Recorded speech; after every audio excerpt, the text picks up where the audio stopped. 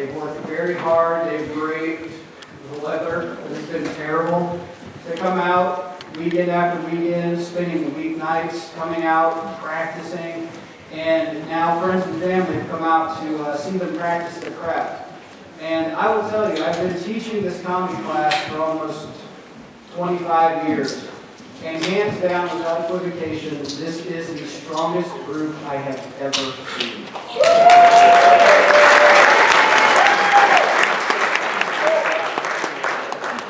So we've got a few house rules I want to go over, and then I'm on with you, and then I'm going to introduce our panel of judges. Then I'm going to do a little bit of stand-up for you, and then we're going to give our first comic out. Okay? Now, first of all, tonight, I know you're super excited to see your person, right? But what I want you to do, you have other comics up here who have worked just as hard to come up with 5 original minutes to make you guys laugh. So when they're on stage, give them as much love and respect as you do for your person. Laugh. Keep your talking to a minimum. If you have cell phones on you, put them on vibrate if they're waiting for an important call. Okay?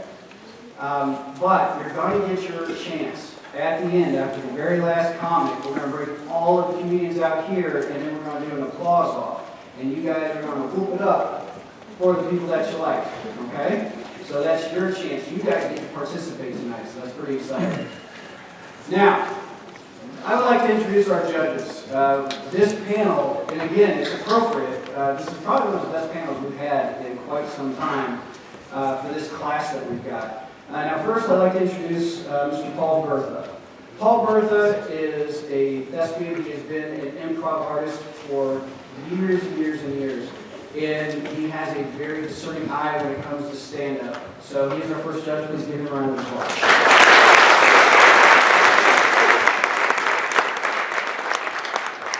Our next judge comes all the way from Indianapolis, Indiana. His name is Ryan Babb. Ryan is, without question, a comedy expert. There isn't anything about the comedic world that he doesn't know. I've been doing stand-up almost 30 years, and he says names, and I'm just like, okay. You know, like I have no idea what he's talking about. But if there's something with comedy, Ryan knows it, and he is, hands down, probably the most expert comedic historian in the Midwest. So let's give him a round of applause.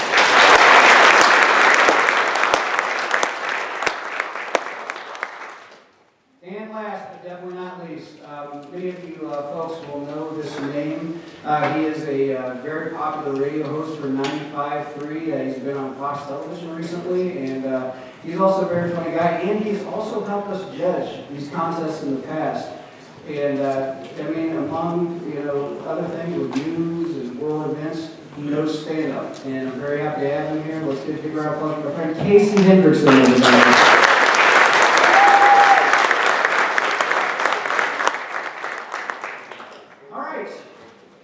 My name is Shank. As I said, I'm the host and MC tonight. I'm one of the instructors for this class. Started doing comedy a long time ago. And I love it. It's one of my favorite things to do. I love telling stories. I like talking about myself, telling people about things in my life. Like, one thing I can start out with, I was born legally blind. Okay, yeah, it's going to go great. I was born legally blind, and it was tough. My eyesight was 20 over 1,000 in each eye. I was also colorblind, which is a weird disability, colorblindness, because it's the only one, like, you tell somebody you're colorblind, and the first thing they always say is, what color is this? You can't do that with other disabilities. Like, you can't walk up to a dude in a wheelchair, tip him out, and go, prove it, bitch. Not that you would. Yeah, man. Born legally blind. Had a lot of trouble in my early years in elementary. I was bullied a lot in elementary school. I was bullied a ton in elementary school, which was really weird because I was homeschooled.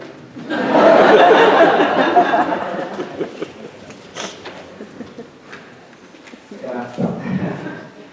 Sex education was weird. Just my dad pointing at a Victoria's Secret catalog a lot and calling like,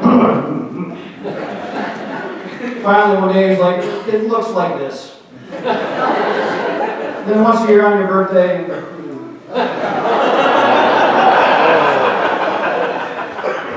if you're confused, then no, just let him explain after the show. Found out an interesting fact the other day. Did not know this. It's a science thing.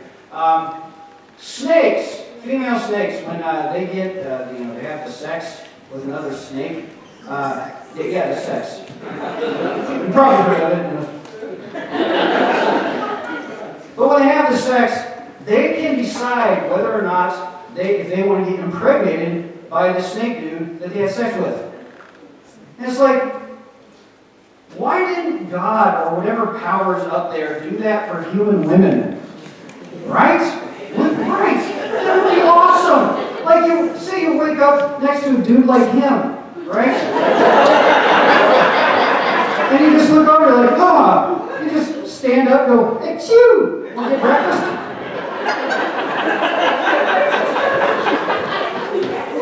You're fine. He's all dressed. I got my white Nike shirt and everything.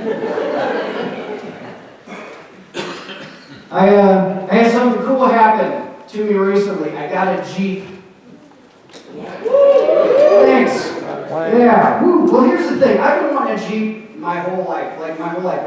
Like when I was 4 years old, I had a picture of me doing a little yellow Jeep, right? When I was a kid. Loved it. Finally got one in January, and everybody in my family knew that this was a passion of mine. Like some people love Beamers, Lamborghinis. I wanted a Jeep.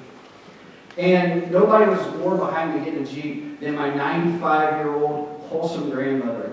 Like we talk about it all the time. I tell her about Jeep culture. And in Jeep culture, one of the things that she and I told her about is when you're driving down the road, you see somebody else in a Jeep, you do the 2-finger wave. Go like this, right? Every single one you see in a Jeep, 2-finger wave. Give them the 2 fingers, every one, all right? So I finally get my Jeep, right? And I'm driving it around. The first day, drove around for a couple hours, and I had to fill up 3 times.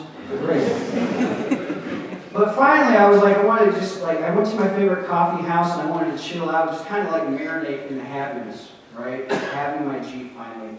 And I'm sitting there in the coffee house, having coffee, enjoying my moment, and my phone buzzes. It's my sweet little 95-year-old wholesome grandma.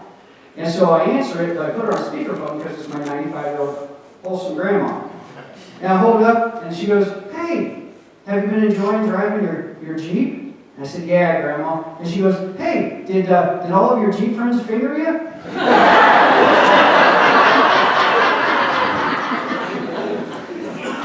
Yeah, they all fingered me. I did that joke this week. I was at another show down in Lafayette, Indiana, and I got finished. Everybody laughed, and this one girl goes, "I want a Jeep." I was like, oh my God, it's the next day all the car dealers were like, what happened to all the Jeeps? I don't know, just all these girls came out, and the car's gone.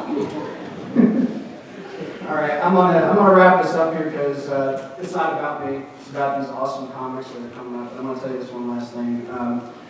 I've got 4 kids, all right? I've got my 2 sons from previous marriage, they're pretty okay. And, your parents, come on. I've got 2 stepkids, daughters. Every time I go home, I see that one sign in that neighborhood that says, "Drive like your kids live here."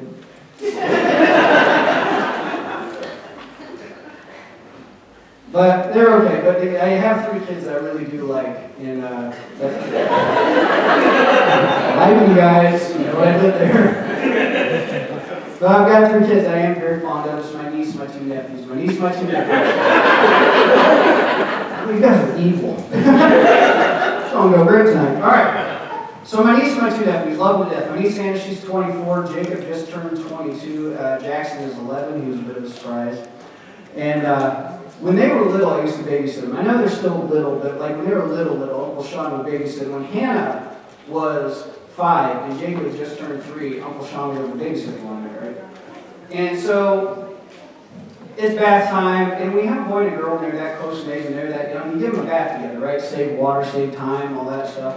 Didn't think anything of it until they're in the bath, and then Hannah just starts looking over at Jacob's stuff. And she's looking at it and looking at it and looking at it and looking at it and just going, oh shit, there's a question from Uncle Sean, doesn't want to answer it. And then finally, little shit stands up in the tub just like this.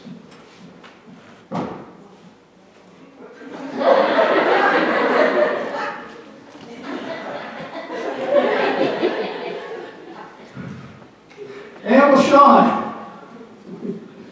when am I going to get one of those? Boop, she booped it. But without thinking, I go, well, if you're anything like your mom when you were a freshman in high school.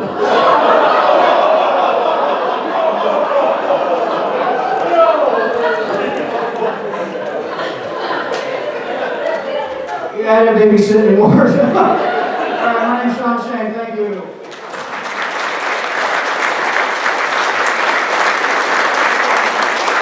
All right, are you guys ready for a comedy contest? Let me hear it. Your first comic coming to the stage. Let's give a great big round of applause for Tim Pro!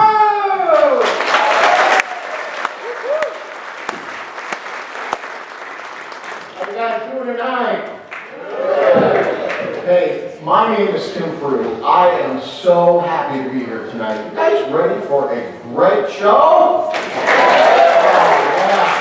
Hey, recently I celebrated a milestone in my life. Yeah, this last October, I turned 60. Yeah, I'm officially a senior citizen. Yeah, I'm busy doing all of those senior citizen things. I went out and had a will made. I got myself an AARP card. You don't know what that stands for, right? Aged Americans Ready for Passing. Yeah, and while all my friends are busy out running around trying to buy up all the toilet paper, I have been stockpiling adult diapers. Hey, I'm not ashamed to admit that. No, just last week one of my friends asked me, are you afraid that there's going to be another shortage on toilet paper? I just looked at him and said, depends. You just got that, didn't you? Yeah. Senior moment? Oh, I hate those. What was that doing? Oh, I'm sorry, forgive me. One of the things I also realized lately is that all of those rock bands that I listened to when I was in my teens and 20s, those guys are really old now. Oh my gosh, there's a reason why they call their music classic rock. But I did discover that this summer there was going to be a classic rock music festival touring all across the United States. All of those old rock bands I love to listen to. REO Speedwagon, Styx, Aerosmith, the Rolling Stones. Oh my goodness, yeah, they're calling it the geriatric tour. Yeah, every show starts at 4:30 and it's sponsored by Metamucil Hover-Round Colonial Pen. Yeah. Hey, and the event coordinators advised, they wanted everybody to know that due to some of the ages of the people that are there will not be a mosh pit. However, there will be mashed carrots, mashed potatoes, and all that. Yeah. Hey, I want to play some music for you. A couple of songs that talk about the downside of getting old. This first song talks about something that can happen to you when you're younger, but the older you get, the more likely this may happen to you. Well, I want to know, and you will live. And I want to know, and you will have strength. Try to pass, didn't know. Hey, oh, man, that hurts. Oh, man, those things hurt. Thank you. Hey, how about some a little more current for the under 30s in the room? How about a little Adele? You've been trying to get me on the phone. I didn't listen 'cause I'm on the floor alone. You said that I should take my walker everywhere. I didn't listen 'cause I really didn't care. But now I'm down and I can't get up. And I'm thinking about the words you said to me. Listen to the phone. I can't get up and roll. I'm lying here and hurt. Oh, I wish that I had life others. Oh, I wish that I had life others. And thank you so much for listening.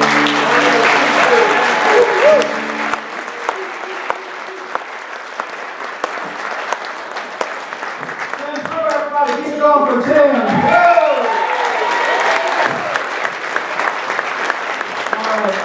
Quick note, I forgot to say this, if you're going to take pictures of the folks over here, please don't use your flash because we have lights in the back to tell the comics when you come off stage. You have to see your cameras flashing, and I think that they only have 30 seconds left, okay?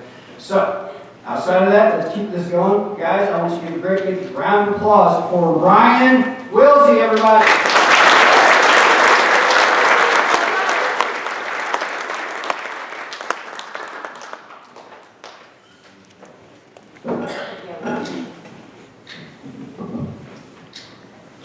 Well, hello everyone. I'm Ryan and I've got some stories to tell you about my dad and his friend Paul. You see, my dad and Paul used to jokingly refer to each other as butt buddies. Even my mom called me that. So when I was a kid, I thought it was funny. I had no idea what it meant at all. You can see how this could backfire. Even though I'm just thinking, it's just really close friends. Got like a left cheek and a right cheek, always together. So for one time, we had some friends over and I got to be the one to make the introductions. This is Paul. He and my dad are butt buddies together. Is that so? Do you have any butt buddies of your own? Uh-huh. Yeah. Well, some years go by, we're all grown up, and one time Paul and my brother were in the kitchen cooking some hot dogs. So of course some meaner jokes were made, like, look at that big one right there. It's so about ready to explode. Its juices all over some buns. That's when my dad suddenly steps in the room and proclaims proudly, I got a big one. Do you now, Eddie? Well, yes. I just got some new mortars for the 4th of July coming up. You are talking about fireworks, right? We still make fun of my dad and his big one. Especially Paulie.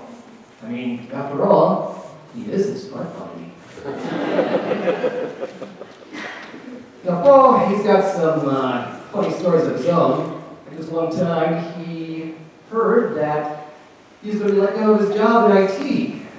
So he left him a little present. So a few weeks go by, it's a phone call. Ring, ring. Carl? Paul, need some help. Work stuff. Carl, you laid me off. And now you're calling me about work stuff. Paul, we're stuck. We can't get to the mainframe. What'd you change the password to? We're out of guesses. Well, guess what? I'm not telling you the fucking password. Click. Ring, ring. Very funny, Paul. What's the password for real? All right, I'll make you a deal. I'll give you the password, and you don't call me ever again. All right, deal.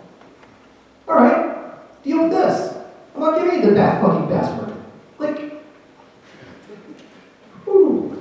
So, a little while later, Paul gets an invite from the president of the company to go get lunch.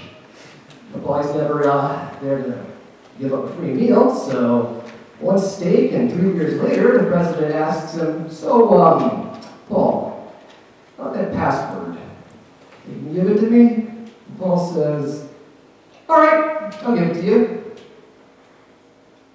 I'm not telling you the fucking password. Seriously? Yeah. All lowercase, no spaces.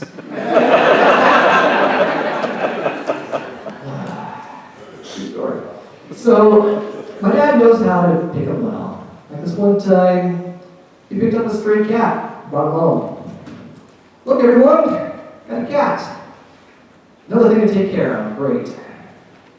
Now this cat was a bit special. Called him Dad. That's why we call him Special Ed.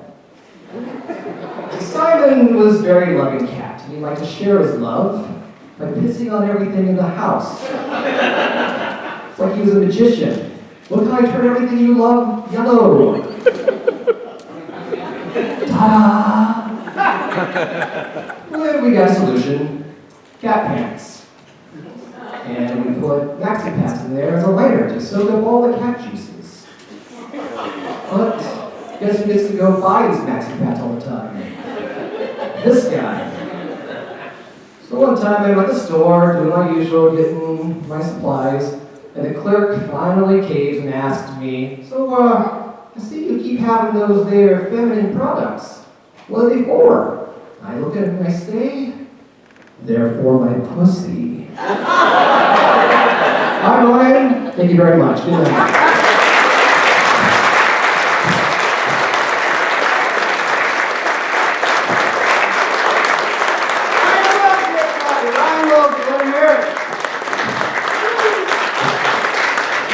All right, we're going to keep this going. We're going to bring out to the stage right now, Scott Callahan!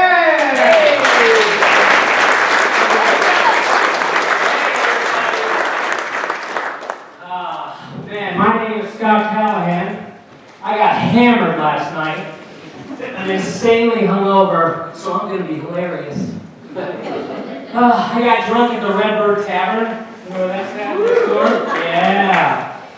Problem is, I got so drunk I woke up this morning next to somebody whose name I don't remember. I said, I know it begins with a D. Is it Dana? Is it Dora? I couldn't remember, so I rolled over and said the first name that came to my mind. Good morning, dum-dum. That was not it. She rolled over and said, their name's Derek. Not again. So I went to my first AA meeting this afternoon because of the drinking. They all agree I have a little bit of a problem. But hey, I got a new job 2 weeks ago. I am a bodyguard at a daycare. And yeah, I know it's a tough job. It's a tough job. You laugh, but they're all the same size as me, so there's no respect at all. I wear a shirt that says security on the back of it, but they're all illiterate, so they don't give me any respect. The job's dangerous too, because they form little gangs already at the daycare. So over here I've got like 3- and 4-year-old girls, and they're mean girls, and they got a leader, her name's Karen. And I got another gang of like 2-year-olds over here, and they're mean. They're already on Instagram. They got a hashtag, me too. If you didn't like that joke, I don't really have any kids of my own, because it turns out that if you get drunk all night at the Redbird Tavern, you're not going to get any girls pregnant.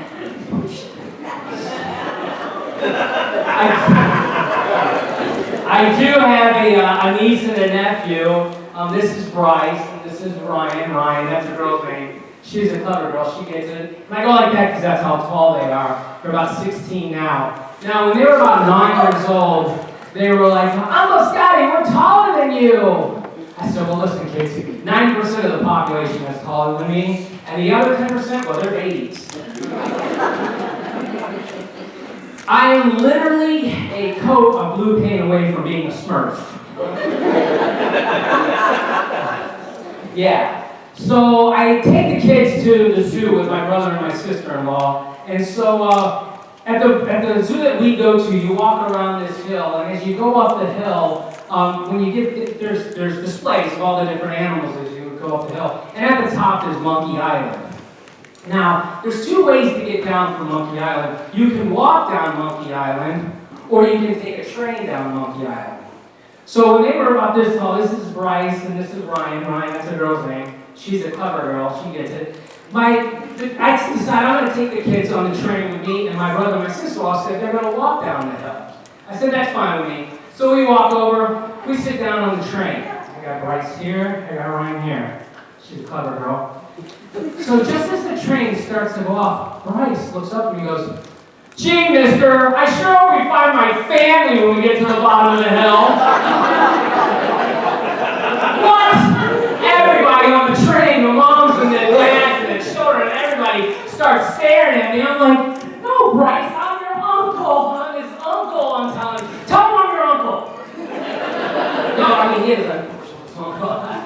So after everybody stops staring at me, I get a pull from over here, and it's Ryan. And she looks up and she goes, gee, I sure hope we find my family too. You guys have been a great crowd. When I get done tonight, I'm going to go over to the Redbird Tavern for drinking. And if you see me over there, come up to me, lie to me, tell me I did a good job, and the first round of shots will be on me and Derek. You guys have a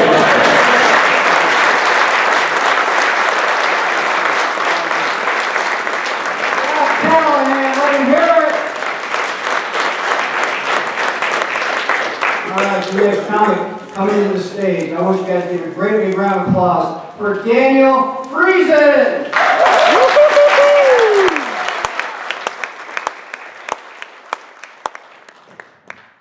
Hello, folks. My name is Daniel Friesen. A couple months ago, I was at a Baptist film festival. I was watching a movie. You guessed it. It was boring. The movie was a little weird because it had vlogging in it. The main characters just looked at the camera, they were vlogging. So it really reminded me of a YouTube video. And I got really surprised because nowhere in this movie/YouTube video did a YouTuber jump out and yell at me, download Raid Shadow Legends! I'm sorry, you older folks didn't get that. Let me try it again. I was surprised nowhere in the movie did a YouTuber jump out and say, get 20% off every order only! At depend.com. You got that one, didn't you? You didn't? No. YouTube is like VHS tapes in the cloud. Oh, you don't know what that is either. I continued watching the movie. It ended, thank God. And the main actor comes walking out.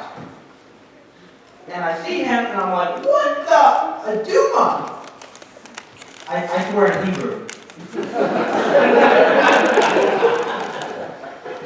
Something to do with my Nazi ancestors.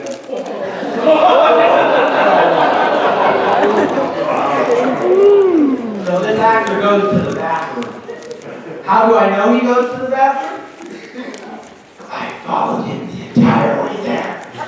Because I am Baptist man.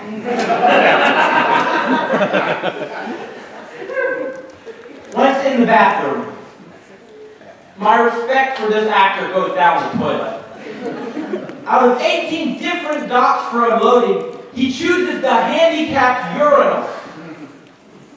You don't think those exist, huh? You've never been to a Baptist church. He finishes his business, and I walk up to him, and I'm like, hey man, do you think your movie was boring?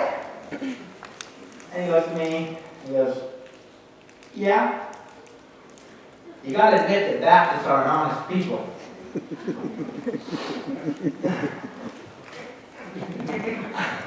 I come from a very, very large family.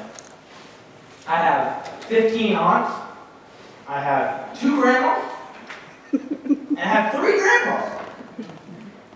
They've never been accused of being Mormon. They actually belong to a church. It's called the Church of Jesus Christ of the Former Day Saints.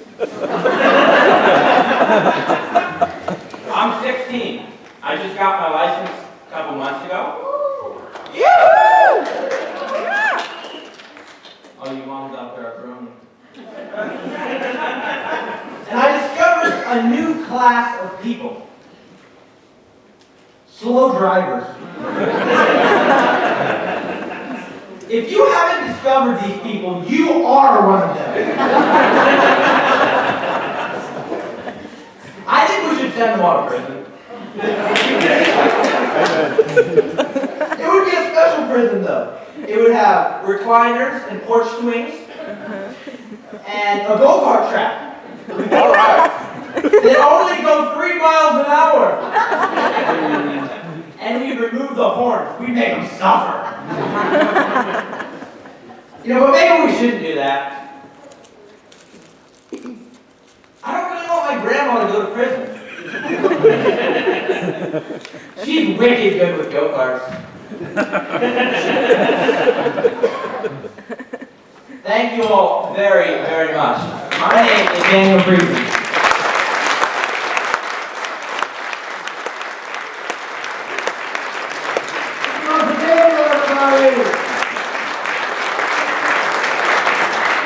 Alright, the next comedian coming to the stage. I want you to give a great big round of applause for Crystal Hetfield!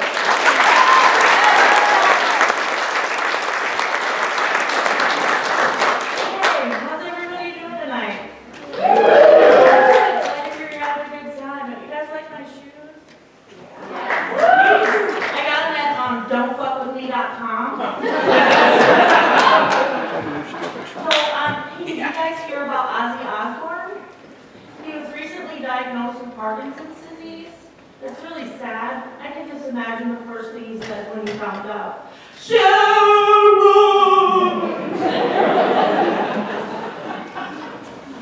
And RuPaul, you guys hear he has his own TV show now? Yeah, it's called Drag Race. But I'm pretty sure it doesn't take place on a straight track.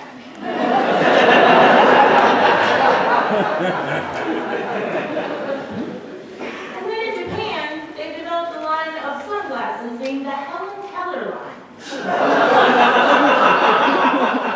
I'm pretty sure if she was here, she would say, "Net, net, run."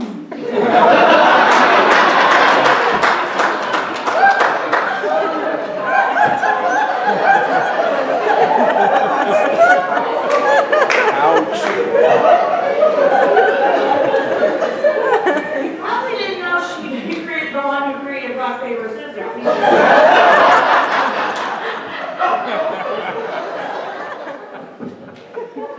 do we have any Notre Dame fans in the house tonight? Yeah, me neither. They have their own perfume now. Smells like money with an undertone of altar boy.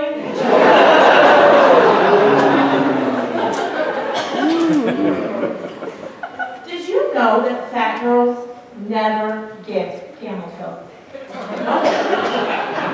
We're getting hippo toe.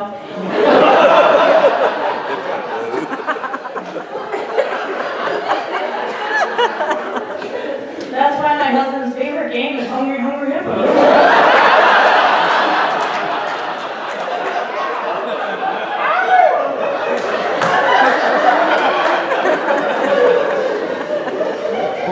He loves it when I munch his balls.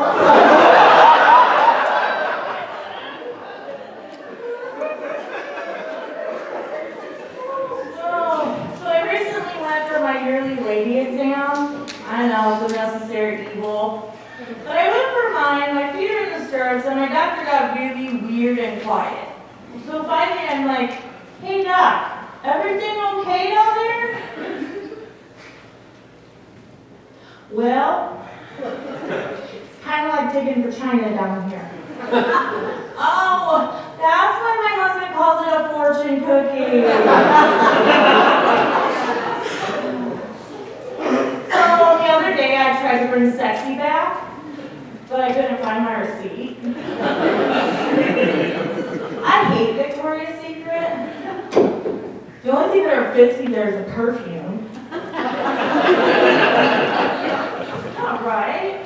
And, did you ever overhear a conversation and you're not exactly sure what the hell you're hearing? Like, you have to double check with your brain if that's right? So I hear this conversation the other day between my husband and my daughter who just got home from work. Oh my God, get off my face before I eat you. You smell like chicken. That right there, that was my exact reaction. Like, what the hell did I just hear? I quickly had to remind myself, my daughter works at KFC. Of course she smells like chicken. She always gives my husband a kiss on the cheek when she gets home from work. And he's been fasting for 7 days, so he'll eat just about anything. So I recently adopted a pit bull puppy, cute little female. She was abused. Even though she's spayed, she always tries to hump me. But I feel bad for her, so I just let her do it. I guess you could call it a pity stop.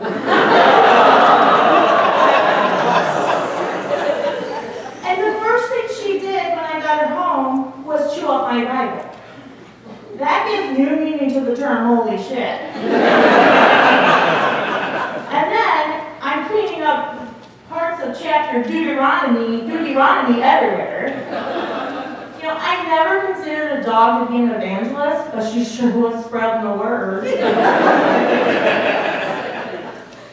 And now all the neighbors are pissed off because she took her cue from the Jehovah's Witness and she took that shit door to door. You guys have been great. I was really afraid to get up here because I was just so afraid I'd get up here and you guys would be like, that's not funny.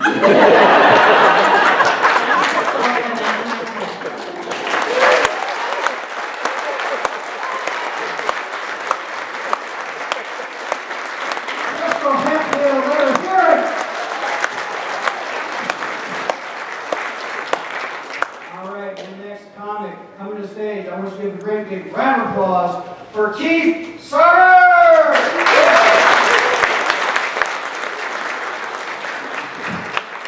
How's it going, Elkhart County, Northern Indiana, Bristol? My name is Keith Sarver, and I am happy to be here. And I'm happy that you're here. And I'll tell you what I'm not happy about: getting older. I feel like I aged in dog years during COVID. Anybody else feel like that? Yeah. I'll give you an example.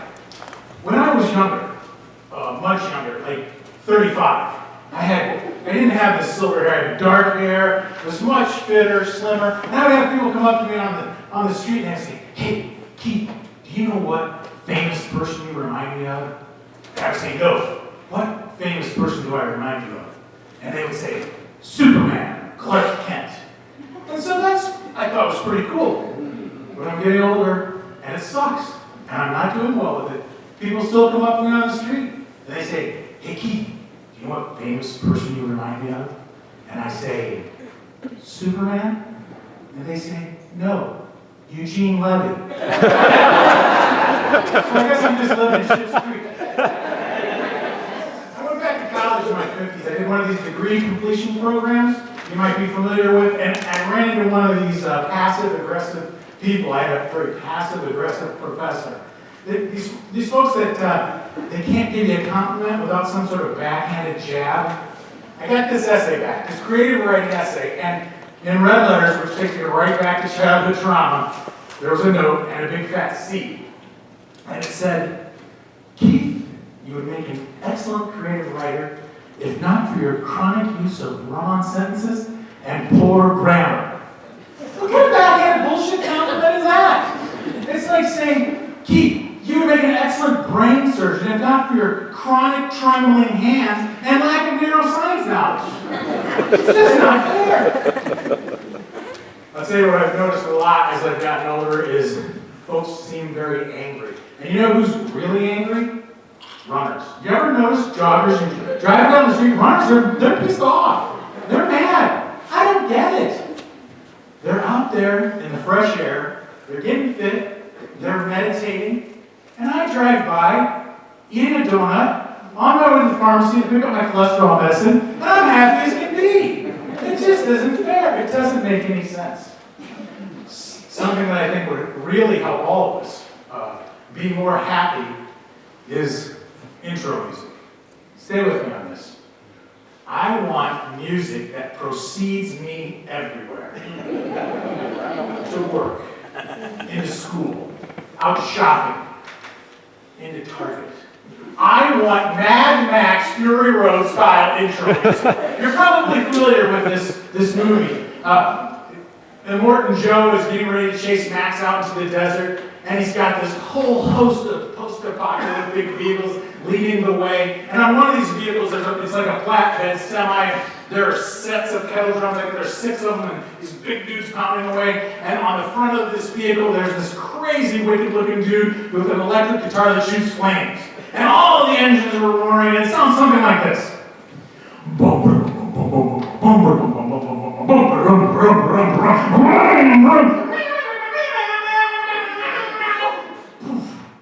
Fire.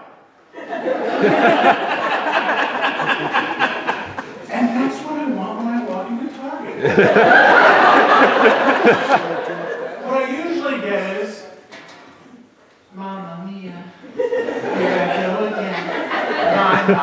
How can I resist? Mamma Mia. Fuck Target. I decided it was time to get fit. I'm in my 50s, I decided I have no more time. I'm going to take up running. So I do this couch to 5K model. You're probably familiar with the walk, run, until you get to the 3+ miles that it takes to run a 5K. So I'm doing pretty good. I'm in the race. And I'm wearing it's a superhero race. And so I'm wearing a superhero costume, Superman, that my mom paid for me because I look like Superman. And I'm doing pretty well. I feel like I'm doing pretty well. I'm hot, I'm sweating, and I'm running. I'm still running, I'm trying to run. It's not really running, it's an ugly walk. And I can visualize the end of the race. And I see the last water station. Thank God. I reach out my hand to get a drink of water. And they grab my hand and pull me into the tent. And they start asking me questions. Can you raise your left arm? Do you smell toast? What's your name? And I said, I'm Superman. And they look at me all befuddled. And I say, no, Eugene Levy. And so, after a trip to the ER, I've now got a new therapist referral. Hey, that's my time, folks. Thanks very much. Have a great night. Peace forever.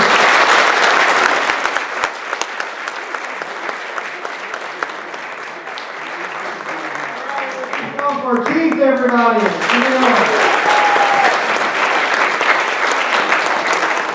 All right, we are at our intermission. That's going to be 10 minutes. So you potty go out, please. We have alcoholic beverages out there. If you're so inclined, please make sure to tip your servers.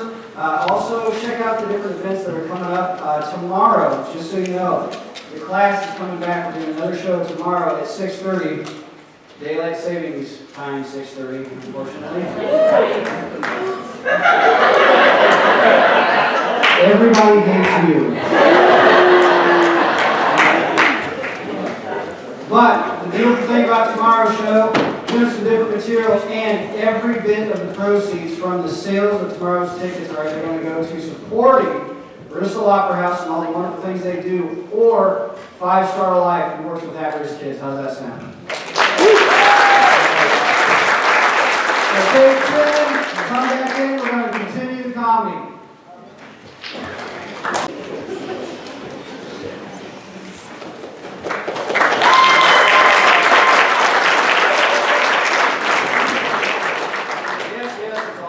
Hi guys, how you doing?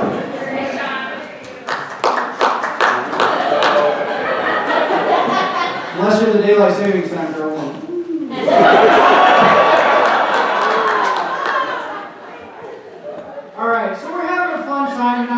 guys having fun doing it? Well, we're going to keep the train going because we're going to bring out your next comedian. You're going to have a lot of fun. So let's keep this going on the second half of the comedy contest. Let's give it up for Shayna Pittman. Come on, everybody!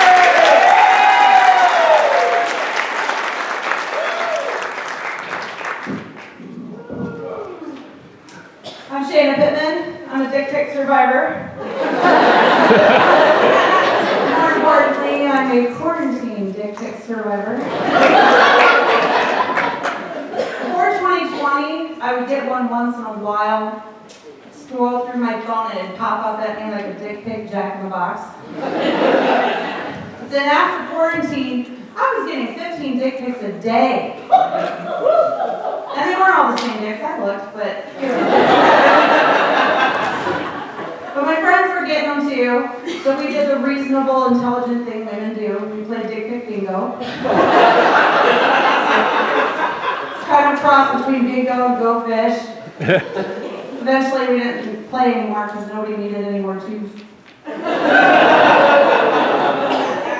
Being single in 2020 was so crazy, I had men in my inbox offering me toilet paper in exchange for pictures of my boobs. I was shocked and disgusted. They were only offering one ply. I didn't have to buy toilet paper for years. So it worked out. I had to update my vibrator in 2020. Couldn't find batteries anywhere. So I went on Amazon, and ladies, if you have not updated your vibrators in a while, there are so many choices. There's all shapes, colors, sizes. They even have some that are ergonomically correct. But I ordered one on Amazon, and I got an email a week later saying that due to COVID, we're only shipping essential packages. We have deemed your item unessential. If you would like to appeal this decision, please call this 1-800 number. And I thought, God, how's this phone call gonna go? What if I get a pervert on the other end of the line and it turns into some weird phone sex call? So I called it, and right away I said to the guy, do you see what I'm ordering? And he said, yes, I do. I said, oh my God, I'm so embarrassed. He said, don't worry, I just have a couple questions for you. And I said, okay. He says, first, I noticed that you ordered a 4-inch, but most people order a 6-inch with more features. Jerky. So I changed it to 6-inch. And then he said, the color you ordered is not available. The only thing we have in stock is black. You know what they say, once you go black. I said, black's fine, and then he says, now is this for you or somebody else? I said, it's for me, I'm single. And then he says, now where do you want it?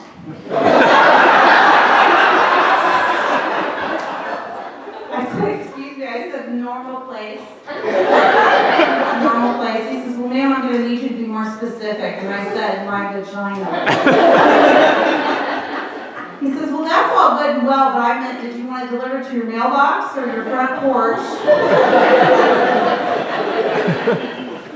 So the very next day, gotta love Amazon Prime, here comes the package. I hurry up and go outside and get it. I grab it, take it upstairs so nobody can see, and I open the box, and there it is, a 6-inch black universal TV remote. I was like, this is not ergonomically correct. So I used it anyway.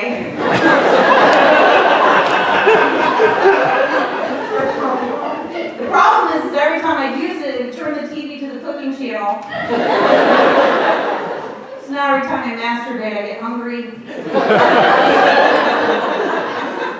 On the flip side, I'm not allowed at Costco for sample Saturdays anymore. That is my time. Thank you so much.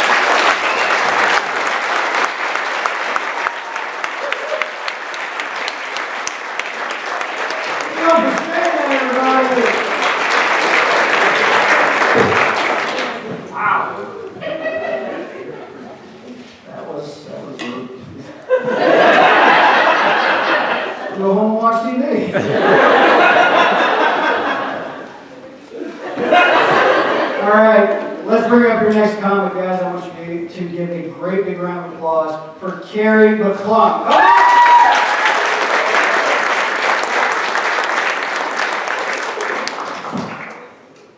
Hi, I'm Carrie, and I'm really excited to be here. I'll tell you, they made us get up on the stage the very first day we were in this comic class, and one of the other classmates came up to me afterwards and said, you know, you could really go far with that ditzy bang routine that you're doing. And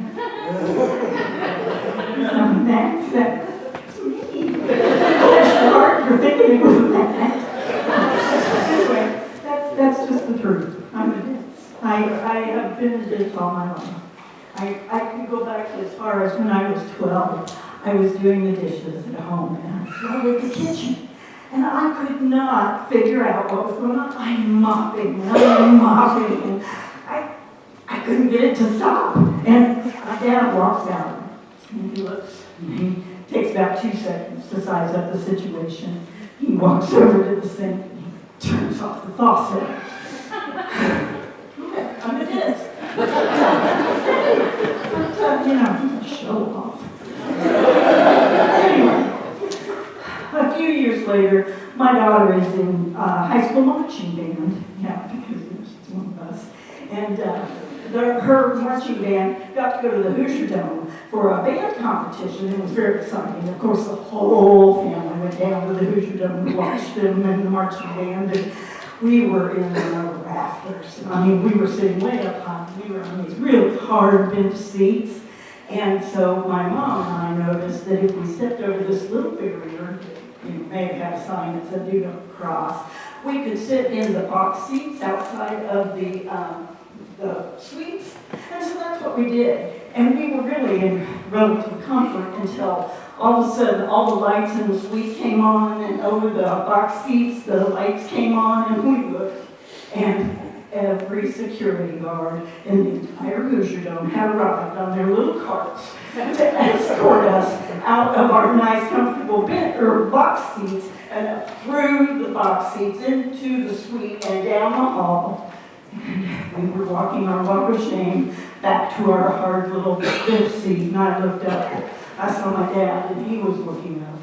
And he's looking up, and I looked up to see what he was seeing. And there we were on the Jumbotron. I said, Mom, look, we're on the big screen. Do you think we're going to be on Cops? And so I just kept thinking, you know, what you going to do when they come for you?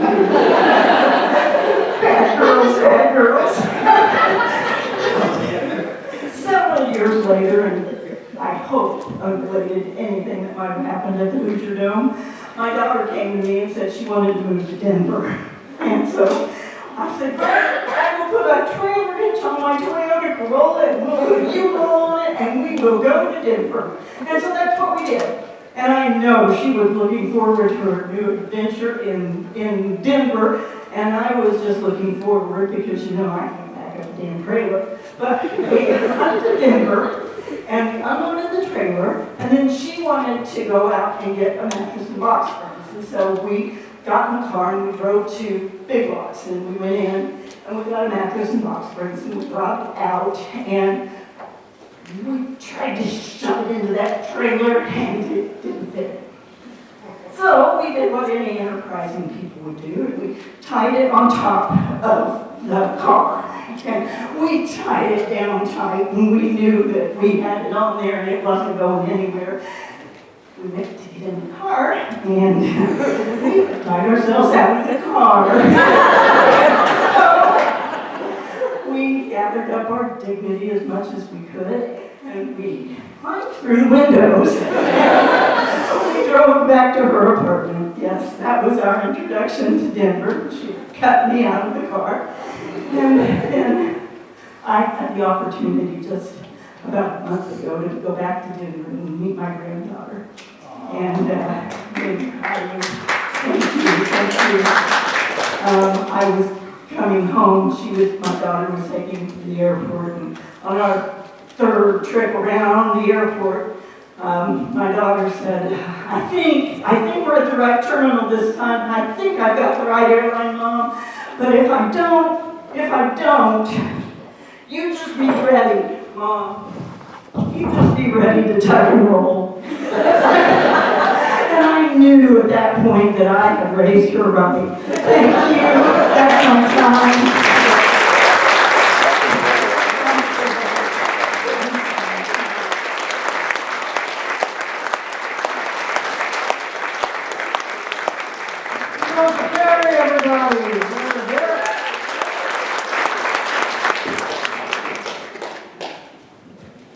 What a sweet, wholesome grandma.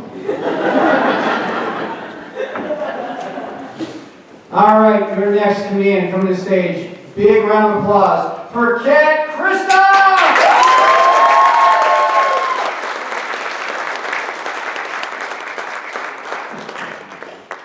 Good evening. My name is Christophe. So how many people in the audience are parents? Teenagers. I've learned as being a parent that parenting is hard. I am a single parent of 2 teenagers. I feel like I have a one-way ticket to crazy town.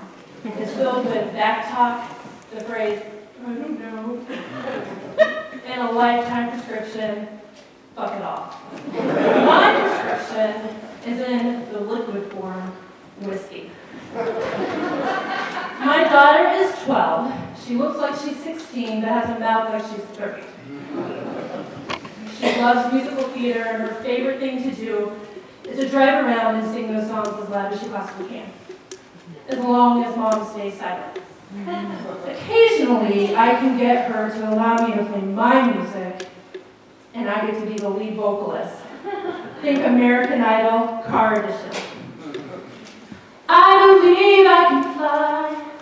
I believe I can touch the sky. I think about it every night and day. Spread my wings and fly away. Mom, are you done? People can see you. Do you really think so? As I roll the window down. A moment like this, some people search forever for a moment like this. Mama, will you stop? I just want to get out of this car. The joys of parenting. Now my son is 14, going on 2. He has to have a reminder to do anything. Go take a shower, but please use soap this time. We are eating soup. Let's use the spoon, if not our hand. I have to give him reminders on his chores as well. I typically give him 3 times before I go into his room and say, make sure he understands the task that I'm giving him. Well, there was one time I burst into his room. He's laying on his bed. He had a stuffed SpongeBob in one hand, his bikini bottoms around his ankles, and his pineapple in the other hand. We locked eyes for a moment, which felt like eternity to me. And then I just slammed the door and said, no. I believe that I'm blind. I wish I could turn back time. Don't want to think it night and day. Please make that image go away. So I compose myself and I go and I speak to him. I sit him down and I'm like, look, it is normal, everybody does it, nothing to be embarrassed about. Do you have any questions? Mom, you say everybody does it. Does that mean you do it too? I looked him dead in the eye and I said, do you really want me to answer that question? No. Second later, my daughter comes into the room. Mom, why is the television remote sticky? That's my time. I'm Christophe.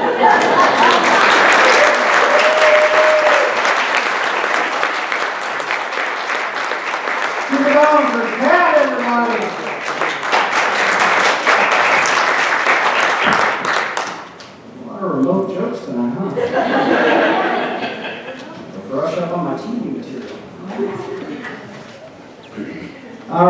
keep this going. Your next comic, come to the stage. I want a big round of applause for Kasmir Krumkowski!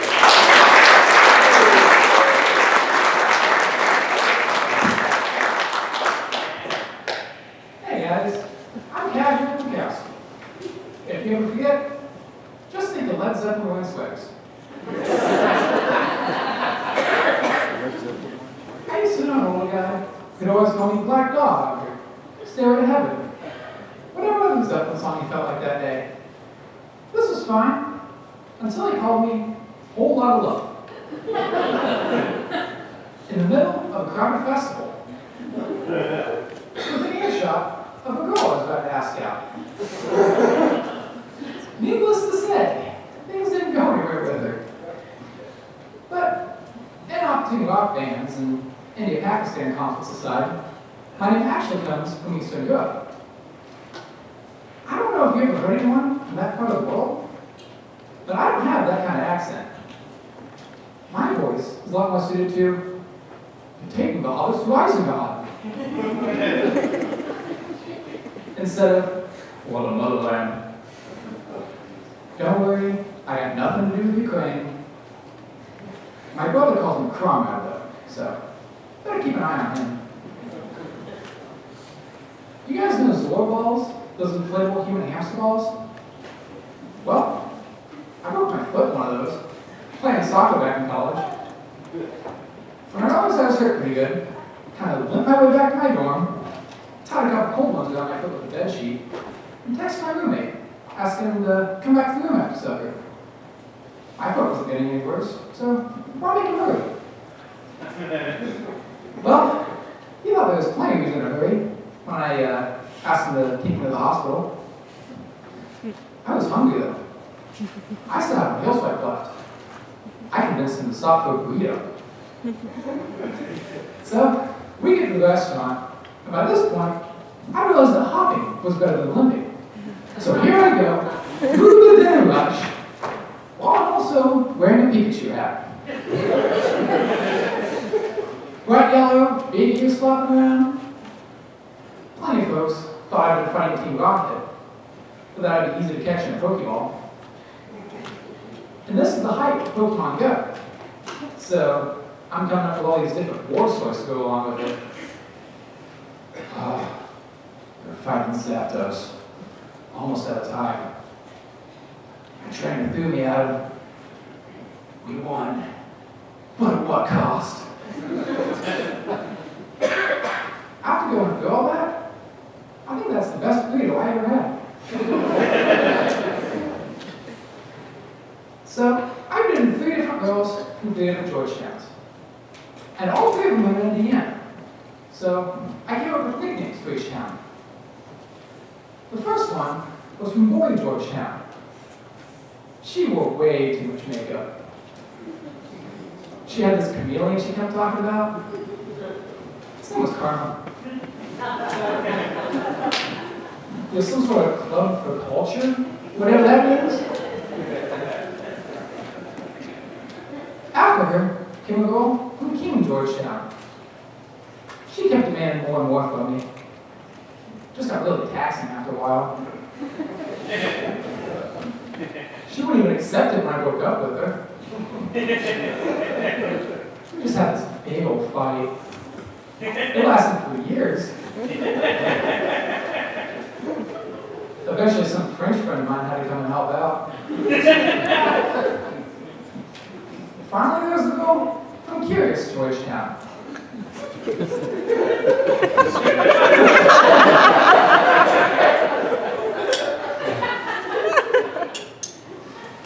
Yeah, she had a thing for men in yellow hats. Remember the Pikachu hat? She always found trouble every time we went out. She was more of a bike carrier, this George.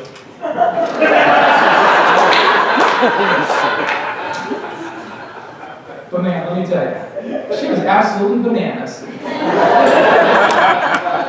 Thank you guys. I'm Kasmir Krumkowski. Good night.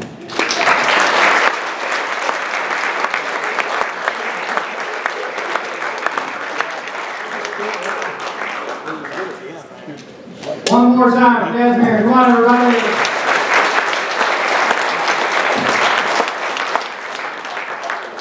All right, your next comedian coming to the stage. Let's give a great big round of applause for Alexis Ontario.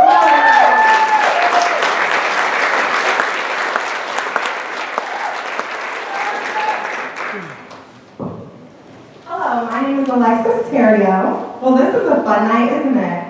Oh, thank you, thank you. Oh, you shouldn't have. Wait, you didn't. Okay, my instructors told us to practice like it was going to be the night of our big show, and I envisioned my name being in lights, and I was the headliner. Well, I guess that's not tonight. So, we'll start with this. Who in here, by round of applause, has ever had a job?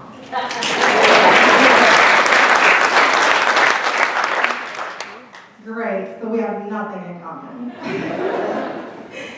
My first job actually was at a haunted house, and I was the last stop before that exit. I saw the final group of the evening coming through, and I was pretty surprised when I realized there were 7 to 8 little kids just running down the hallway by themselves from this big monster. And I was thinking, how did they get in here all alone? Just as they were passing my area, one of them knew that I was behind the strap wall, and they started calling me a lot of bad names. They were cussing and threatening me. Some pretty creative ones too. Jackass, bitch, dick fan. They said that they were gonna wait for me outside, and I was actually pretty scared. Until they got a little further, and the strobe light, it lit their face for the first time. And I realized it wasn't 7 to 8 little kids, but it was a group of midgets. So they were the final group, and it's time for me to leave.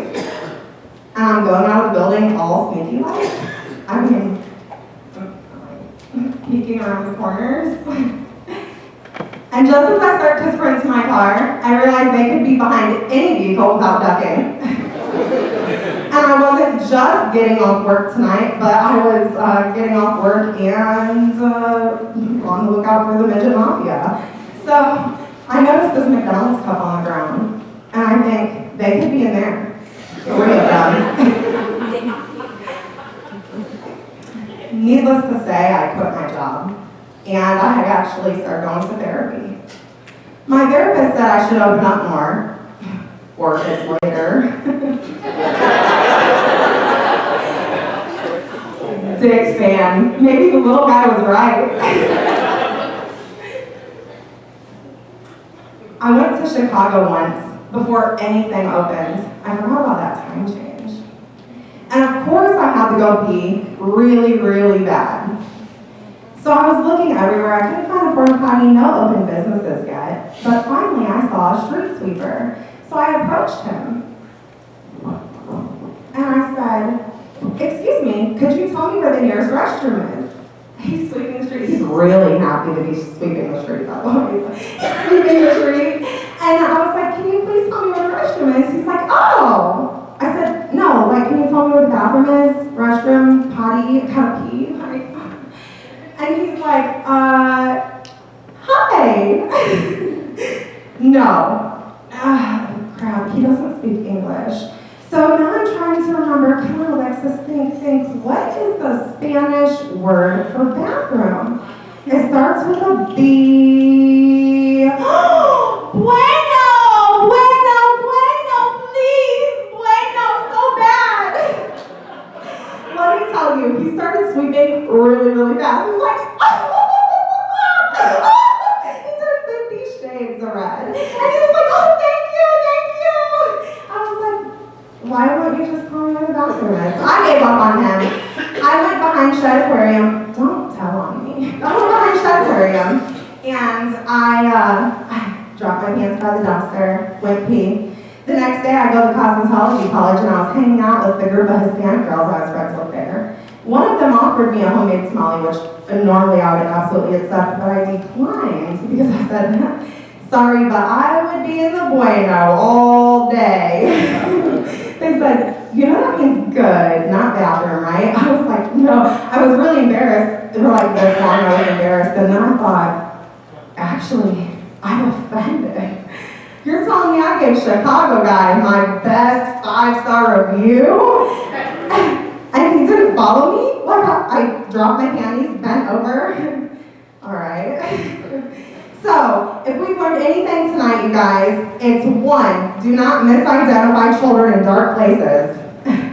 2, do not do everything your therapist says.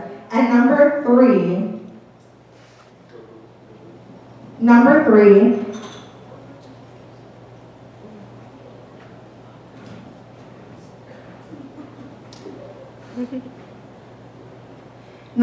hire a marketing agent before you go and give them your best 10 out of 10 on the fine china. That's my time. My name's Alexis Ontario.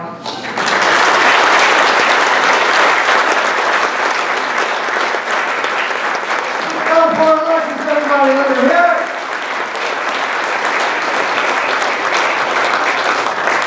All right, before we bring out the next comedian, I was told to let you guys know that it is last call at the table bar thing. So if you want to get a drink, go get a drink, but just make sure you tip your servers. Thank you very much. All right, it's time for your next comic. Let's bring out Rich Schreier.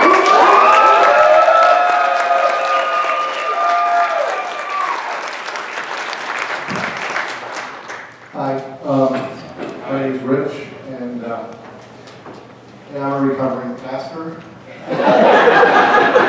It's been 9 years, 2 months, and 12 days since I last dabbled in those acts of the apostles.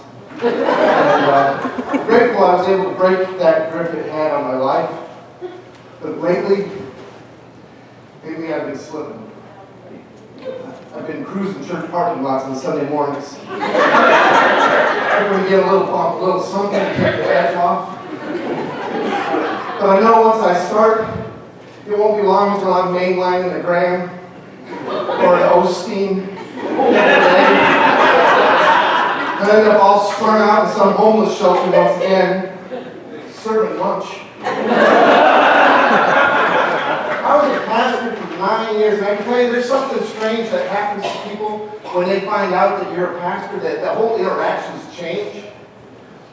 My favorite time was with the people who wanted to engage me in theological debate. That was just a blast. I ran into a high school basketball coach one time, and I sat down on the bench next to him just like I had for my entire high school basketball career. He says, "Rick, what are you doing now?" And I said, "I'm a pastor at this local church." He said, "Really?" "Yeah, it's a different church than I grew up in." "You're right, yeah. How's it different?"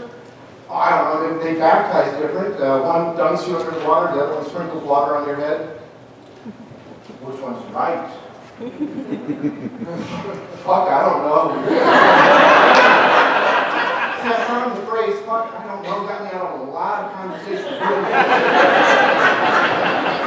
I also found out as a pastor that you want to think twice before you, about what you type into a Google search, especially if you're doing an image search. Say you're doing a flyer for, I don't know, a kid's cornhole event. You may want to think twice before you hit enter. And I don't even want to start talking about the tea bags for seniors project we have planned. So I just got back from my doctor. I had my annual physical. She says I need to lose weight. So I thought I'm going to do one of these exercise classes. I've done some Tai Chi in the past, a little bit of yoga. Found this thing, Brazilian Jiu-Jitsu. It's amazing stuff. I lost 7 pounds the first week, but I had to quit because the wax kept burning my taint.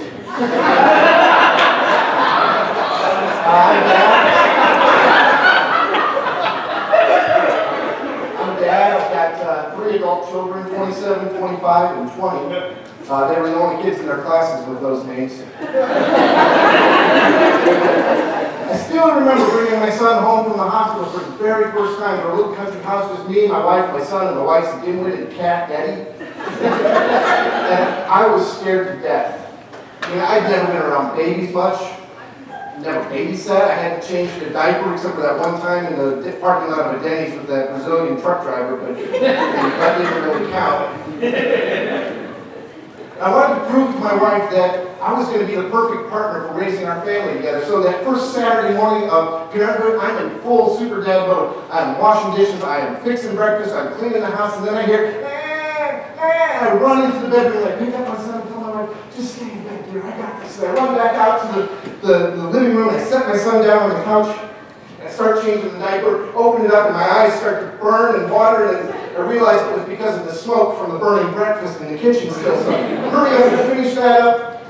And then Eddie, the dim-witted cat, jumps up on the couch, and she's looking at my son, and he's screaming bloody murder at this point. And I'm thinking, okay, what do I do? And the cat's looking at me like, how do we shut this thing off?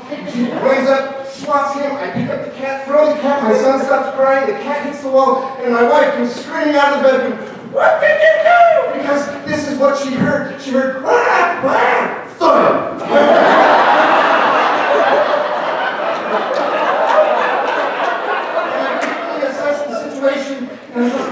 The cat's playing dead, my son's screaming, my wife is looking at me, the house is filled with smoke, and I said the first thing that came to my mind, fuck, I don't know.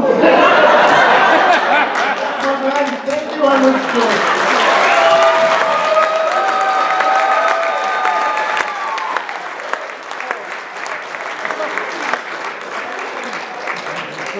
Let's give it up for Rich! Come on, one more time.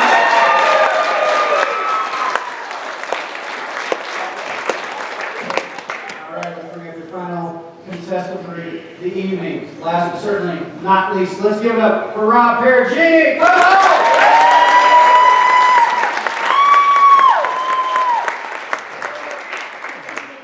How you doing? I'm Rob Parechini. It's good to see all the ladies here. You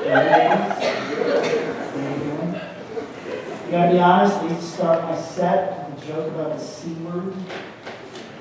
And I know now how crazy people get when you mention COVID. We're going to get a little intimate, just a little intimate here. You're going to learn a little bit about me. You might learn a little bit about you. Guys, am I right? The first time you saw a female orgasm, you were probably having oral sex, weren't you? So the best way that I could describe that to your first time would be if you were trying to feed a horse sugar cubes using your face. And all of a sudden it starts to buck around. And then you try to stop and pull away and it grabs it out of your head and threatens you. It's a learning experience.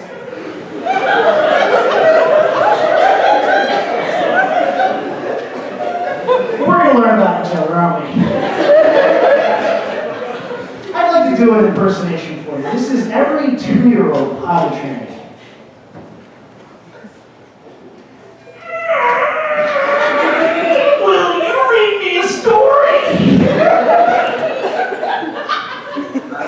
They grow up so fast, don't they? They get older, and they drive. It was like the scariest day when my kids learned to drive. It's not because they're bad drivers. They're actually really good drivers. But I can tell you this. It wasn't because the driver's test helped them out. It's not hard. Parking between 2 cones with an old fart sitting next to you with a clipboard, that doesn't teach you anything. Stopping at 4 ways. You want to make it interesting? Here's what you do. About 25 minutes before the test, your instructor takes you to a shady Mexican restaurant, makes you mouth out a couple burritos, and if you can pass the test by holding in explosive diarrhea, you can be my fucking chauffeur.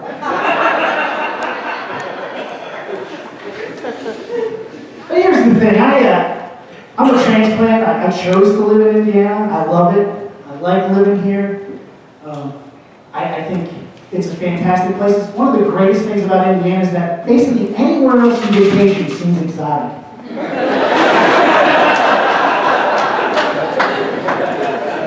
And so I'm not from around here.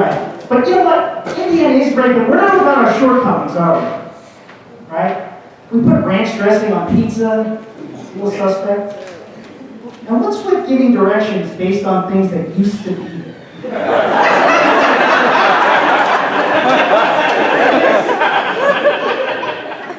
You go, where I see, you go about 2 miles down there where Johnson's barn used to be.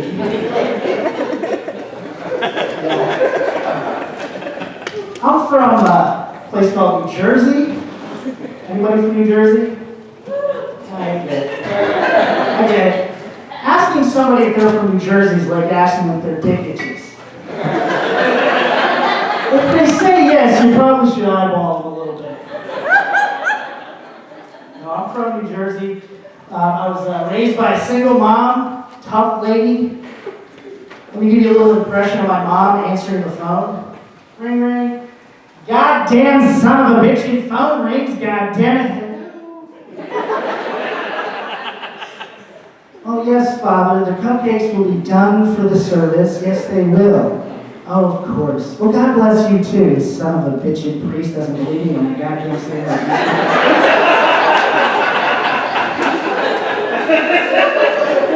So, she was born and raised in East St. Louis, Missouri. So, I'm black.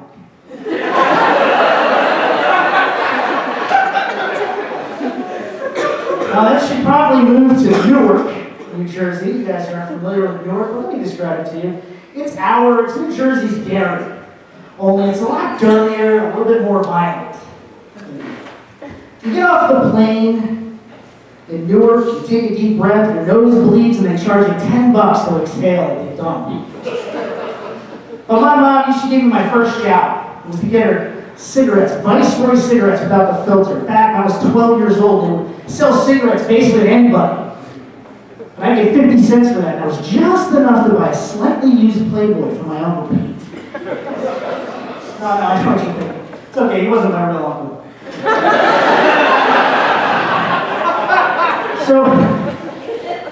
So there I was, I get on my bike, 50 cents in there, get on this thing, pedal down the sidewalk. And there I was, pedaling my ass off down there, getting the fat tummies. Which was pretty hard, because getting on the New Jersey Turnpike with one hand on the bike, there you are, Thank you, I'm Rob Parechini.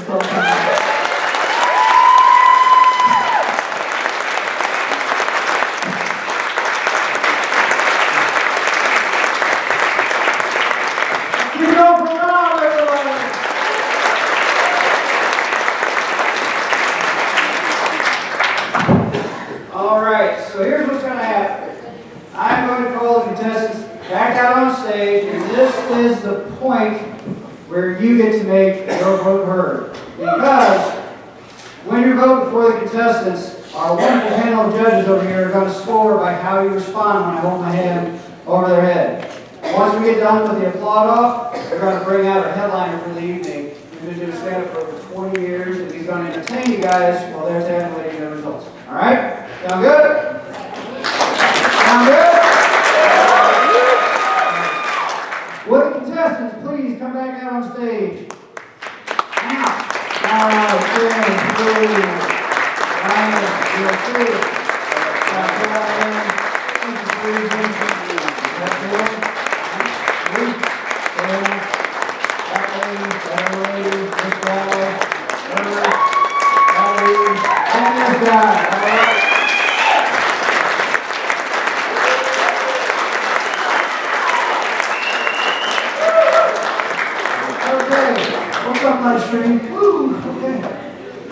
Ladies and gentlemen, first up for the applause off, Tim Brewer.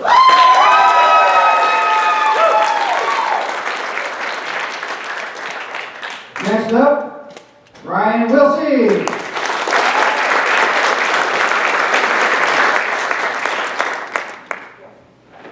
Scott Callahan.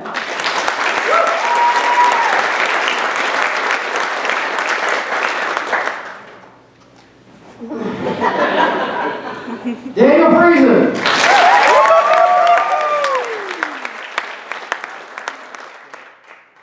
Crystal Hatfield.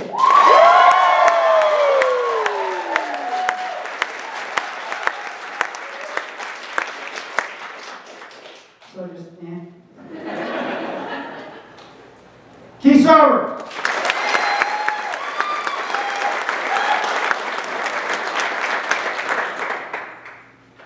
Shank.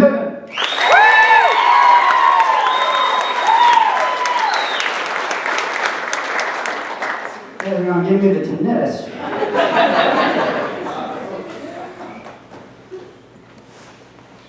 Karen McClung.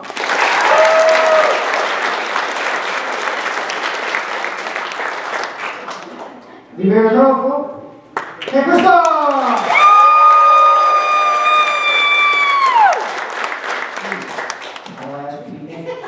Thank you. Kasmir Krumkowski.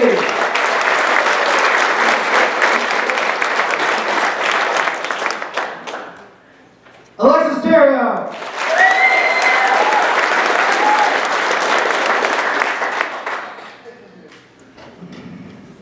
John, no. Rich Troyer.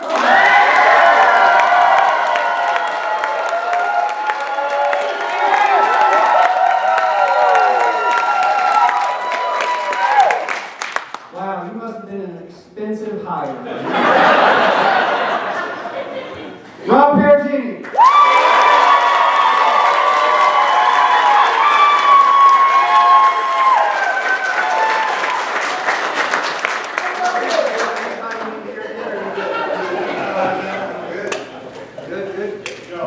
All right, contestants, please leave the stage. Give them a round of applause, everybody.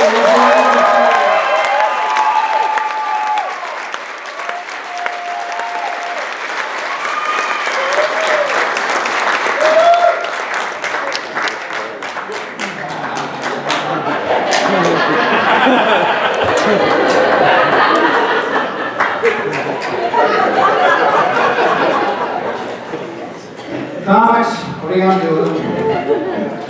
All right, folks, it is time for your headliner. Now, you guys have seen a lot of great comedy tonight, and we're not going to stop that. This next comic coming to the stage is going to entertain you while our wonderful judges tabulate the scores.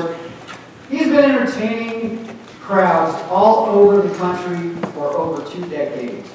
He's been seen on Starliners, he's been seen on, CBS Standup Spotlight, and a couple other wonderful television shows. He's got a lot of credits, but my brain is kind of scrambled right now because we have 500 comics. But I guarantee you, he's awesome. Give him a big round of applause. Let's give it up for Otis Boggs.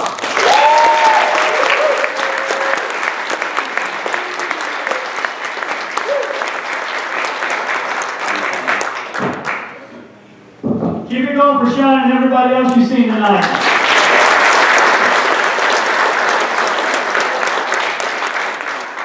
Just about 8 weeks ago, these guys started their stand-up comedy class, and they've come a long way. I'm really proud of them. Did a really good job. I just want to share something with you guys. I'm celebrating something recent in my life. I've actually lost 250 pounds. I hit that milestone.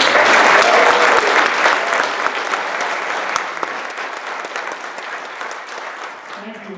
What actually got me to go to the gym and work out, a couple of years ago, my wife and I went out to a fancy restaurant for an anniversary dinner, and I ordered a 16-ounce steak. It comes to the table, but it's half fat. And my wife's like, "You're not going to eat that." I'm like, "Okay," but she's really insistent. She's like, "Excuse me, miss." She's calling the waiter over. She's like, "Excuse me, miss, is this an abnormal amount of fat?" And the waitress is like, "Well, I wasn't dating." Bitch.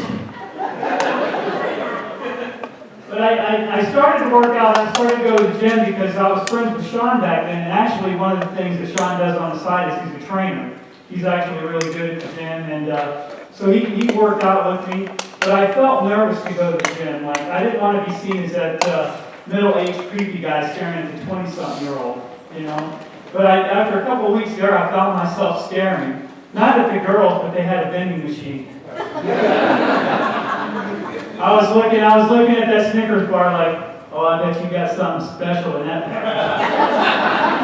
"Oh, I'm gonna wrap you right now." But this is gonna sound funny, but one of the things we did at the gym was yoga. And I thought, "Oh, this is a girl's thing, you know," but actually you will activate a lot of muscles and burn a lot of calories doing yoga. But when I did it, I thought, well, this is kind of provocative. Some of the moves that they had you do, like forward thrust, downward dog, I thought, man, I didn't sign up for 50 Shades of Yoga. I did that joke a few weeks ago in Indianapolis, and a lady come up after the show, and she's like, "I liked your 50 Shades of Yoga joke." She goes, "Tell me, did you have a pleasure room?" I said, "Yeah, it was the fucking kitchen." That's where I got in trouble. But I realized at a young age that food was going to be my biggest temptation. I remember this one Halloween when I was a kid that me and my friends, instead of trick-or-treating, we went out and messed up some houses and mailboxes. And, well, we get up to this one house, and as usual, I'm walking down the street because I couldn't participate, right? I'm too big to get away. And so I walk down the street, I turn around, I see my friends get started, and I heard the guy come out of the house yelling. So I took off running, but my friends took off running the other way. Well, 5 minutes later, the cops caught me because I was passed out on the curb. They told me they knew it was me and my friends and what we were doing. They said I could go free if I give them my friend's name. I'm like, no way, man. We don't rat out our friends, do we, Bristol? We don't. Hell no, we don't rat out our friends. And we went back and forth, and finally went off and goes, I'll give you a king-size Snickers bar. I said, Ted, you probably weren't joking. Looking back, I only had one regret about that night. It wasn't so much for selling out my friends, but I think I could have held out for a second Snickers bar. You guys ever watch American Idol when it came out? Like you see those people during the tryouts that you know wasn't going to make the show, and they're tone deaf, and you see them, they got their little spot on TV, and they're like, and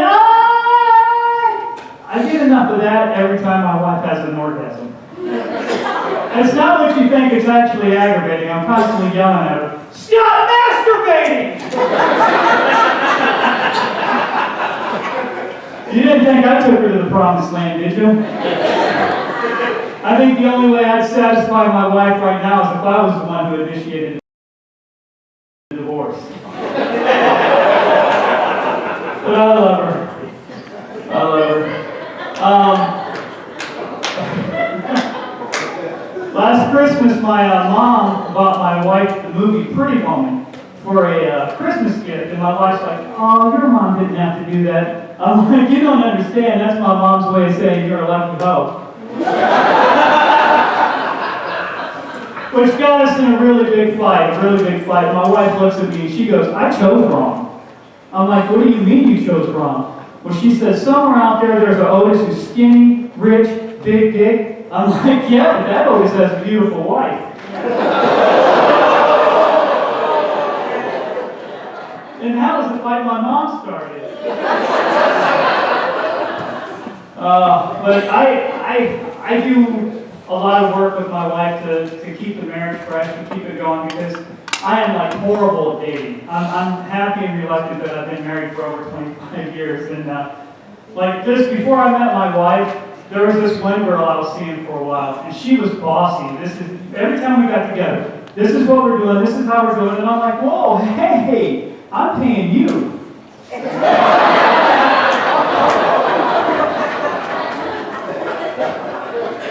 The worst date I ever went on is my aunt took me to prom. Yeah, the night went really well and all, but neither one of us thought to bring a condom.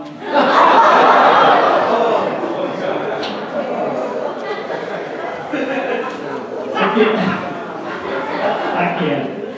But when I first moved to Indiana, I ended up moving in the trailer park with some friends of mine, and there's one girl there, she had some interest in me, and my friends told me, like, he pulled me aside and he goes, hey man, you don't want to date this girl, she's crazy. I'm like, guys, you don't get it. She comments me on my hair, she knows how my eyes are blue, I mean, she was into me, so I'm like, I'll date her. Well, a couple months later, I figured out what they were talking about. About 3 o'clock in the morning, I'm sleeping in bed. She's standing over me holding a rifle telling me it's time to kill the Antichrist. You don't exactly tell a woman like that, no. It's like, you know, I'm okay, I'll do it, we'll do whatever you want, but we can't do it on an empty stomach. So I gotta put Zoloft in her pancakes. Bring her back down to earth. By a round of applause, how many people here are parents? Parents clap.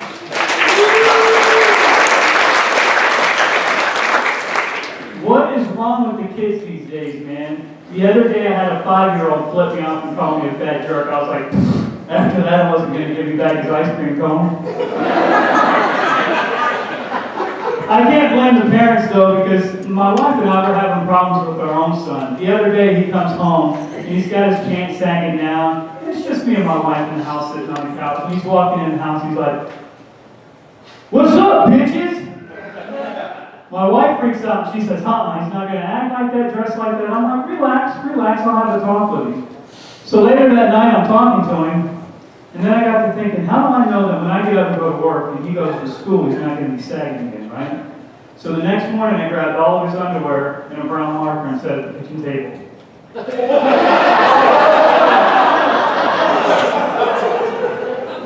He come out of the bedroom, he's like, "Whoa, what are you doing?" I'm like, "Keep your pants there up, skid mark." And you know how teenagers get real defensive, right? He's like, I don't care, I'm going to wear them like that anyway. I'm like, "Shit, go ahead, gangster skid mark, let your friends know you ain't afraid to bust a crap." Then my daughter comes out of the back room and she's like, "Yeah, and Richie's better recognize." I'm 5. But I know he's doing these things because he's trying to fit in, he's trying to be cool. He's actually having a tough time in school, he's getting beat up. He come to me, he's like, "Dad, will you buy me karate lessons?" I'm like, "Why don't you use your allowance to buy karate lessons?" He goes, "You don't pay me an allowance." I'm like, "That's right, because you don't fucking do nothing." I said, "Come on, son, I'm going to show you a movie I saw when I was a kid." I showed him The Karate Kid. Man, he watched that movie, he was gung-ho. Wash, wax the car, paint the fence, paint the house, sand the floor, ready to go. Went back to school, got his ass whipped again. He come home, he's like, "Dad, I didn't learn anything." I'm like, "Yeah, you did. You learned how to earn an allowance." Actually, he's old enough now to like go get a regular job. And we live across the street from McDonald's. I'm like, "Why don't you go over there and apply?" He goes, "I refuse to work at McDonald's." I'm like, "Why? You think you're too good for it?" He goes, "No, a gay guy works over there." Now, when I heard that, I was upset. I got in his face. I was like, "Hey, I didn't raise you to be like that. You get your ass across the street and you touch that man's penis."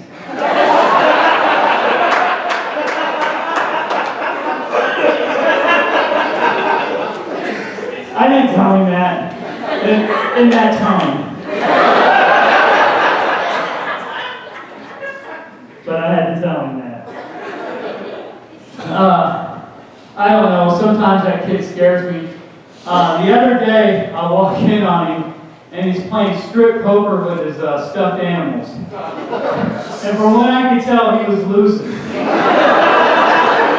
I'm like, "Son, you gotta put your clothes back on." And I said, "You should be doing this with girls." And he's like, "Dad, I'm heterosexual."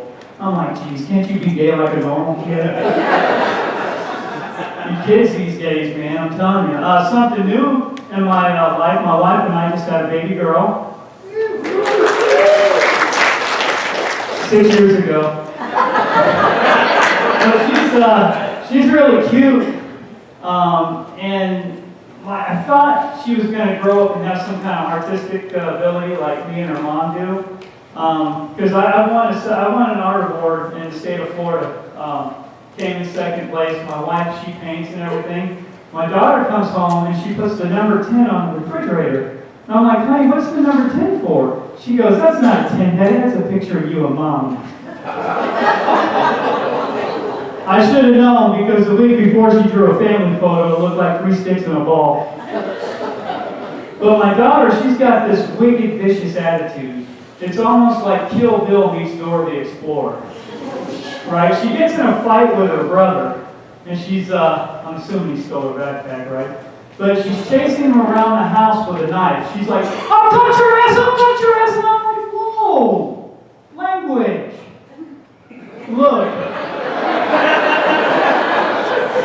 I pay $7,000 a year in healthcare. You can cut him, but you don't need to be vulgar about it. That kid. I hate that we live in a society where we've taken the paddle out of schools, right? When my son first went to school, he was being disruptive, he was getting in trouble, and the teachers came to my wife and I and said that they wanted to put him on medication. And I'm like, show me a 20-year study of what happens to these kids when you put them on medication. Well, they couldn't because it's new. I said, you know what? I love my son too much for you to drug him. You beat his ass.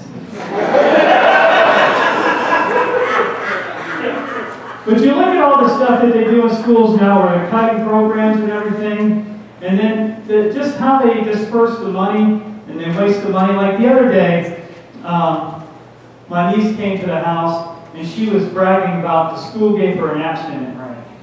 And I thought, wow, what a waste of taxpayers' money to give that to another kid.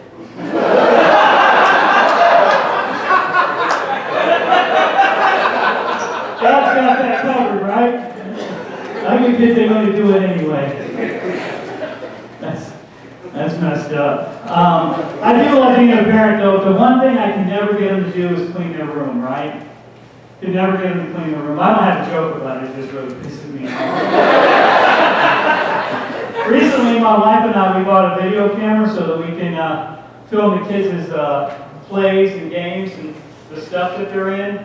And now my wife and I, we even made an instructional video in the bedroom and showed it to our kids. I'm like, you see how your mom's bent over? You see how she's taking it?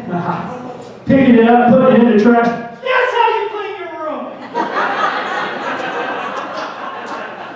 What the hell were you thinking? If I showed my kids that kind of video, it'd be my wife in the bathroom masturbating. That's why mommy screams, kids. That's why mommy screams. I hate when I'm in, well, as a comedian, before I get there, as a comedian, I do a lot of driving. And sometimes I'll have like a lot of odd thoughts. Like, do conjoined twins celebrate Independence Day?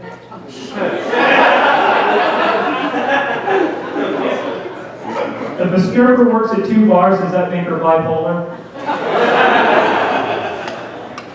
Or you guys know that song from AC/DC, You Shook Me All Night Long? I think may have been written by a baby. Hey, it's a good song, the baby can write. I ain't hating.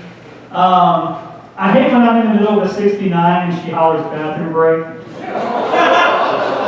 So fucking what I farted. I'm only into giving a woman a facial and she's a complete nut job. I'm just saying crazy women like makeup too. Oh, I got all kinds of all over the place here. I know I got to get off because I think the judges are about ready. You doing good? We're ready to announce that. I talked about paddles and getting spankings in school. That they don't do that anymore. But when I went to school, they still gave out paddles. You know, I got paddled in school. But the teachers told me it was for my own good. It was going to keep me from coming too fast. Coincidentally, I just had celebrated my 30-year high school reunion. The night ended in an orgy. Same old teachers. Hey, I'm Otis Boggs. Thank you guys for coming out, supporting these guys as they're trying to comedy. Love you. Thank you for coming out today. Have a great night.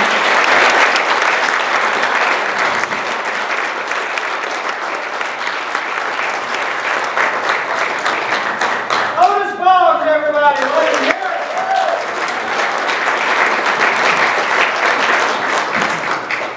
Creepy, creepy, creepy. All right, it's what we've all been waiting for. So let's call him out here. All right, come on, contestants. Let's get back out on the stage. Yeah, come on.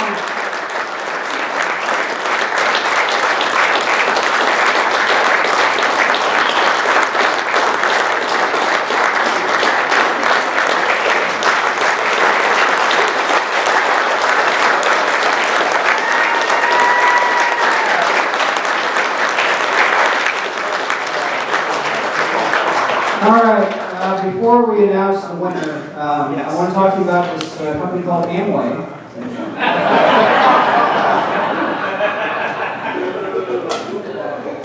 Got you trapped.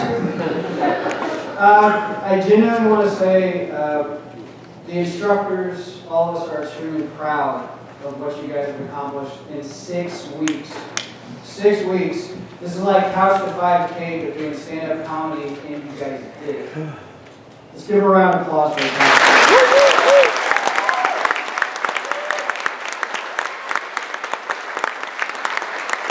And thank you to the judges for their judgment. Let's hear it. Others, Brad, the staff, that Bristol Opera House.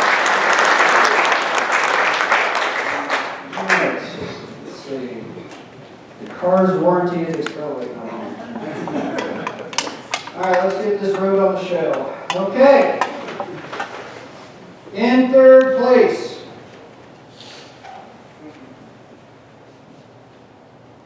I would like to present this third place trophy to Crystal Hetfield.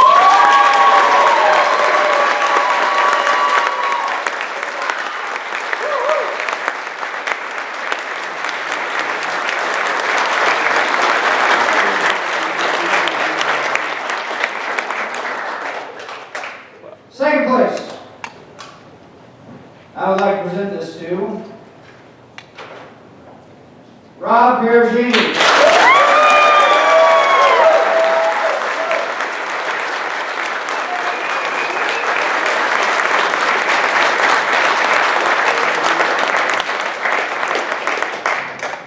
And last but not least, of course, and just did a stellar job tonight. Everybody did a stellar job tonight, but this particular comic took it to the next level. And I want you guys to give a big, wonderful round of applause to the comic that won tonight and who will be performing in a professional show with the instructors Brad, myself, Otis this summer.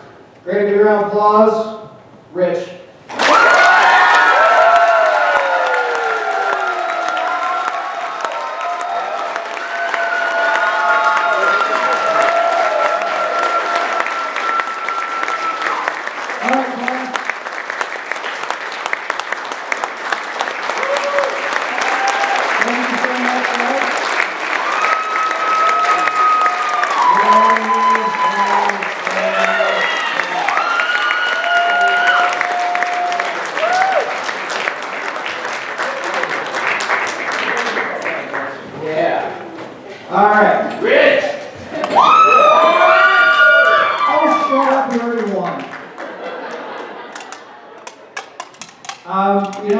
And my last little bit of thanks here actually goes to you guys.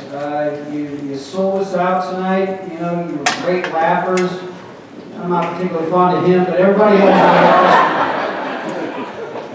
Thank you so much for coming out and making this a reality, helping these people chase their dream. We're having another class this summer. Please don't forget, if you had fun tonight, tell your friends. We're having the encore show tomorrow.